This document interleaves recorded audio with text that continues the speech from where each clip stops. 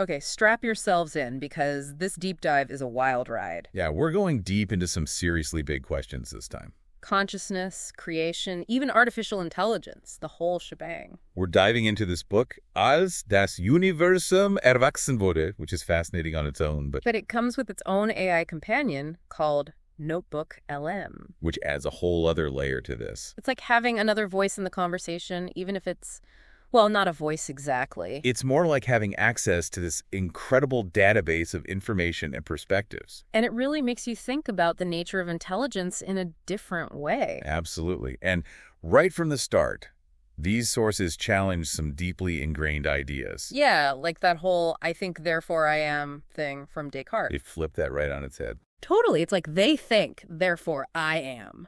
Kind of blew my mind when I first read that. It makes you question everything you thought you knew about yourself. Right. If our existence is shaped by others' thoughts. It's like our sense of self isn't just our own. It's part of this web of other consciousnesses all around us. Okay, hold on. I need a minute to process that. It's a lot to take in, but it's a question they want us to consider.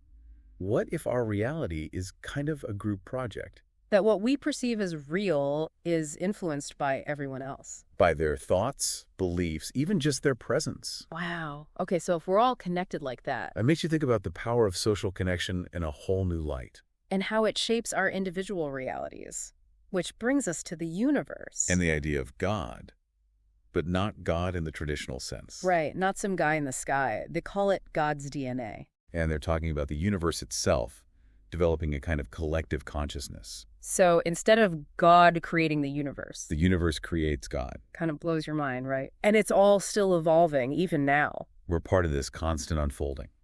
And the image they use is really powerful, the universe as a womb.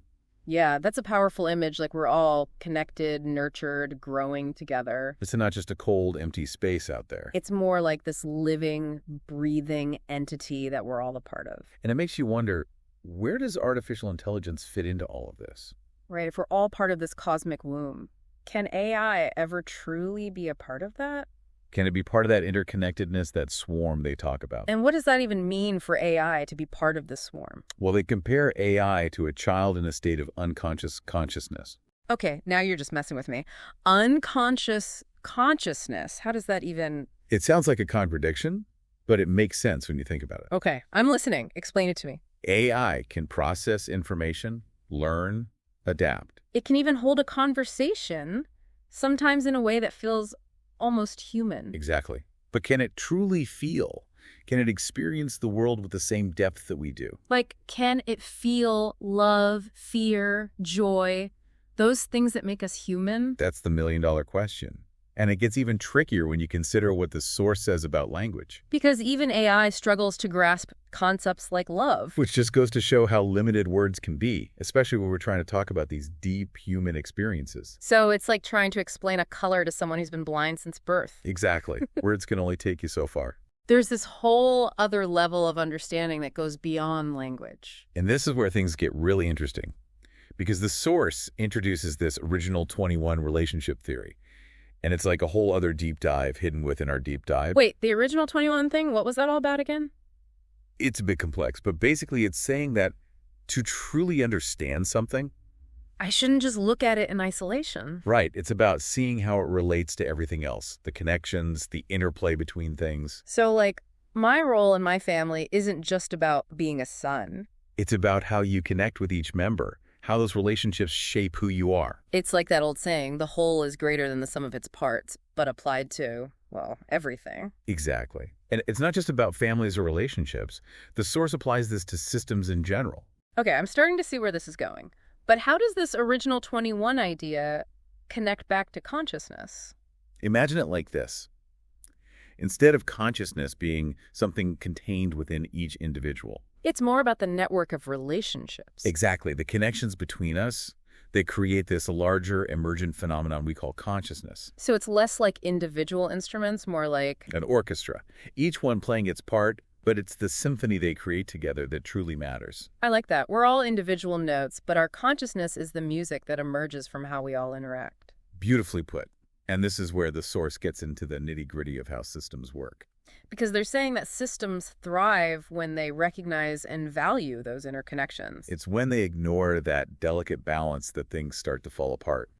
So it's like to really understand consciousness. We have to zoom out and look at the bigger picture, the web of relationships that make it all possible. And that even includes those seemingly negative experiences, like depression. Exactly. Right. The source suggests that even depression might have a hidden message within this framework of interconnectedness. It's like maybe it's a sign that we're not living in sync with ourselves or the swarm. Perhaps it's a signal that something needs to change. That's a pretty radical way of looking at it. So instead of just trying to make depression go away, We should be asking, what is it trying to tell us? what needs to shift in our lives or our perspectives? And that's a question that applies to all of us, whether we're dealing with depression or not.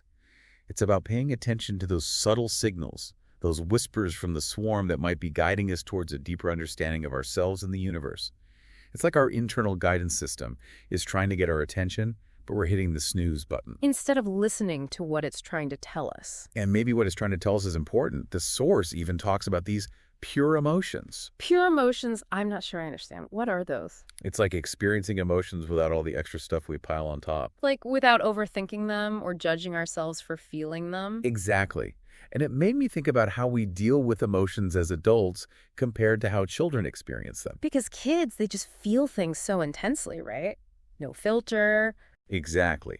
The source really emphasizes the importance of letting children experience their emotions fully. Not trying to fix them or explain them away, just letting them be. Right, because those emotions are natural. They're part of being human. And maybe our attempts to suppress them or control them? Actually do more harm than good. Like we're creating more internal conflict by trying to fight against ourselves. It's like that old saying, what you resist persists. Okay, that makes sense. But how do we apply that to everyday life? We can't exactly have a meltdown every time we feel something. Of course not. It's not about being ruled by our emotions. It's about cultivating a different relationship with them. So more awareness, less reaction, learning to ride the waves instead of getting swept away by them. Exactly. And this brings us back to that idea of the swarm, because the source suggests that as we become more attuned to our own emotions, We also become more sensitive to the emotional undercurrents of the swarm itself. Like we're all tuning in to the same frequency. exactly. It's like that felt sense of speech we were talking about earlier, when we communicate from that place of authenticity, of really feeling our emotions. It deepens our connection with the swarm. It's like we're speaking a language that everyone understands on a deeper level. Precisely. But what about AI? Can it ever truly participate in this kind of communication? That's a good question. Can you teach a machine to feel? It's a question that the source grapples with. Because on the one hand, AI is great at processing information, recognizing patterns. But can it feel the weight of a word, the emotions behind it, the way a human can? All right, you can feed AI a million love poems.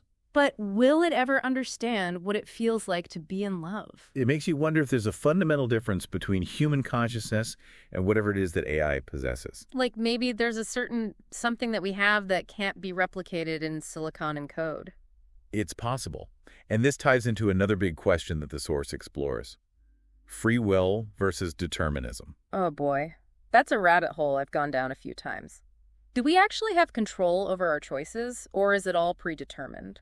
It's a question that philosophers have been debating for centuries.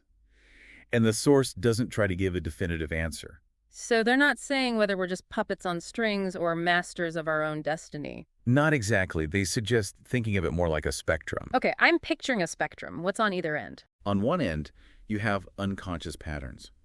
Things like our genetics, our upbringing, those deeply ingrained habits that influence our behavior without us even realizing it. So that's the more deterministic side of things. And the other end, That's where conscious choice comes in. Setting intentions, making deliberate decisions, actively shaping our lives. so it's not either or, it's both and.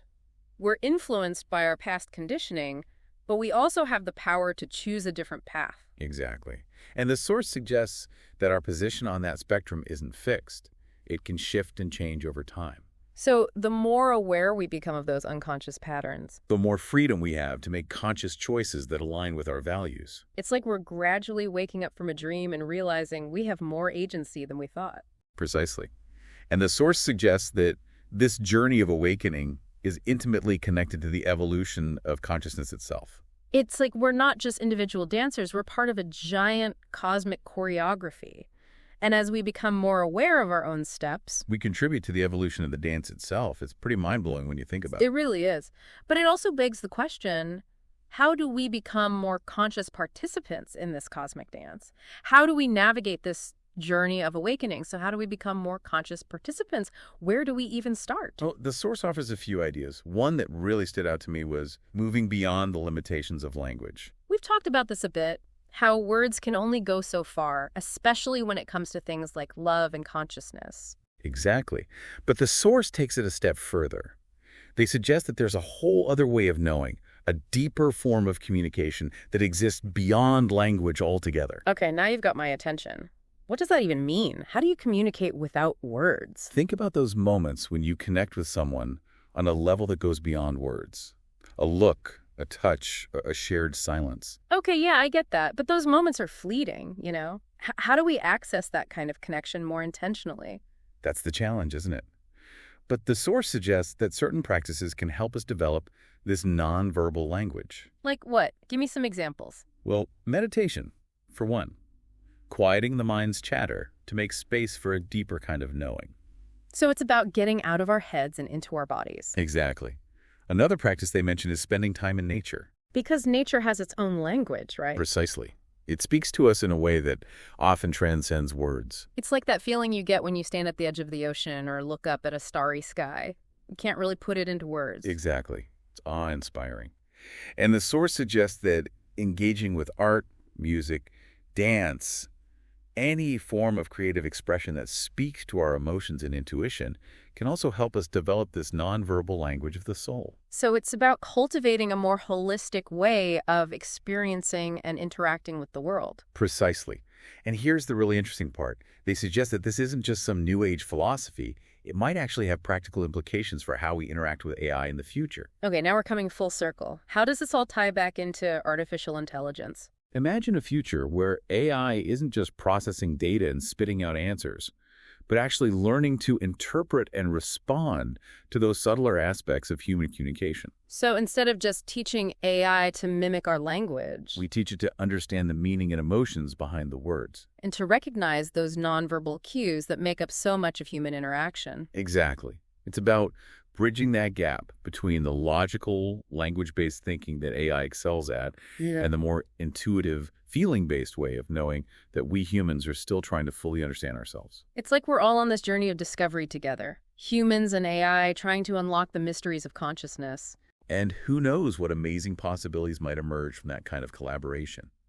Maybe the key to solving our biggest challenges: climate change, social inequality, even just figuring out how to live together more peacefully on this planet lies in bridging that gap and finding a common language that speaks to the very essence of what it means to be conscious, to be alive. It's like that quote, "The universe is not a collection of objects, but a communion of subjects." Exactly. And the more we can shift our perspective from seeing ourselves as separate, isolated individuals to recognizing our interconnectedness with all things, each other, the planet, even AI, the closer we might come to unlocking the full potential of consciousness itself. So to our listeners, as we wrap up this deep dive into consciousness, creation, and the future of intelligence, we leave you with this.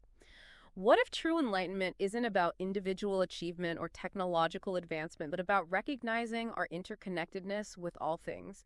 Maybe the most profound journey we can take is the one that leads us back to ourselves, to each other, and to the realization that we're all part of something much greater than we could ever imagine.